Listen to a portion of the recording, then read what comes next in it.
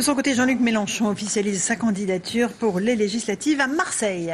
Oui, cette annonce qui est très critiquée, le socialiste Patrick Mennucci qui dénonce un parachutage. Hugues Dago, bonsoir, du service politique de CNews. Jean-Luc Mélenchon souhaite bien entendu profiter de son succès dans la cité phocéenne pour se faire une place à l'Assemblée. Le leader de la France insoumise qui avoue ne pas vouloir affaiblir le PS.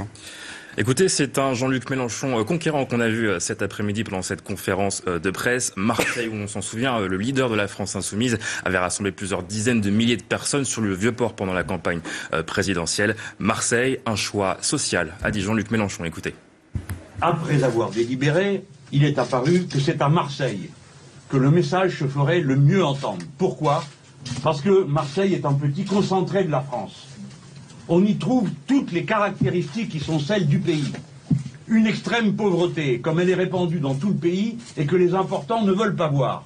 Mais qu'ici, il est impossible de ne pas voir. Marseille, un choix politique aussi où Jean-Luc Mélenchon est arrivé en tête au premier tour de l'élection présidentielle et où il a réalisé son meilleur score dans cette 4e circonscription des Bouches-du-Rhône, celle du socialiste Patrick Mennucci, candidat à sa succession et qui accuse Jean-Luc Mélenchon de parachutage. Et c'est vrai, après ses candidatures dans le Sud-Ouest, dans l'Essonne et dans le Nord en 2012 face à Marine Le Pen, on peut le dire, Jean-Luc Mélenchon a la bougeotte et il l'assume complètement. Écoutez. La majorité de la population de cette ville est faite de parachutés. Et d'ailleurs, nous sommes tous parachutés dans la vie.